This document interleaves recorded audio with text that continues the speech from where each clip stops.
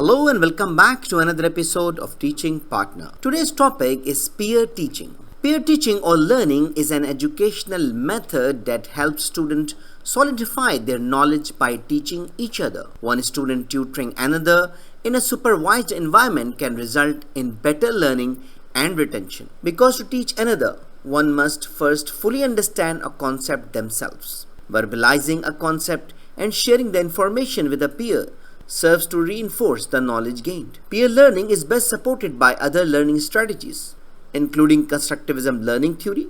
For more details, you can watch my video about Constructivism Theory. I will give the link in the description. So why is peer teaching so important? Well, it not only empowers students to take charge of their own education, but also fosters a deep understanding of concepts. By explaining a topic to their peers, students solidify their own knowledge, filling any gaps in their understanding. Moreover, peer teaching enhances critical thinking skills as a student must analyze and communicate information effectively. Let's see what are the benefits of peer teaching. The benefits of peer teaching are vast and impactful.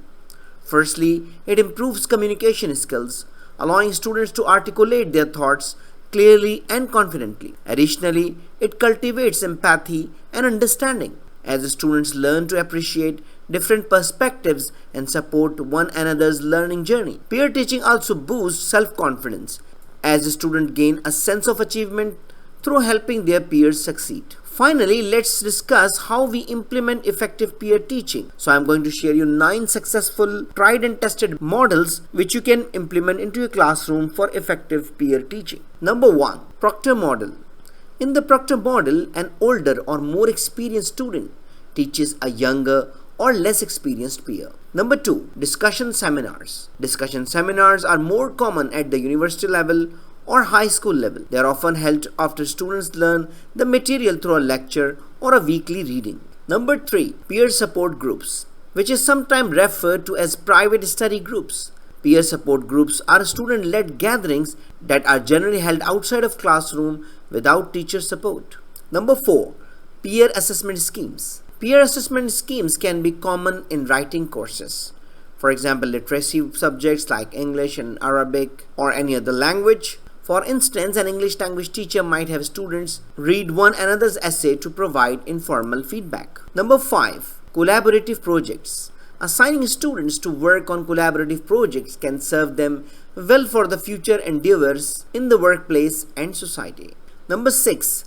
Cascading groups. Cascading groups is a learning method by which students are split into groups that get either progressively larger or smaller. Number 7. Mentoring. A mentor is someone who has experience in a certain area. They guide their students, training them and teach them the lesson they once had to learn.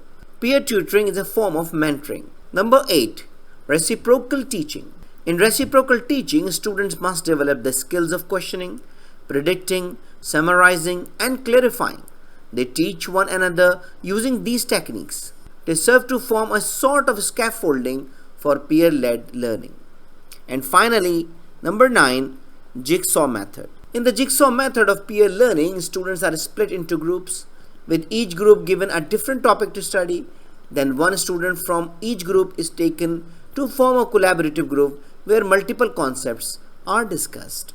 So that's all for today. I hope you enjoyed the video. I hope this video is very useful for you. So thank you very much. If you have any question, query, or you need any support for making a decision, don't hesitate to write an email to theteachingpartner@gmail.com. Thank you very much and see you in the next video. Goodbye.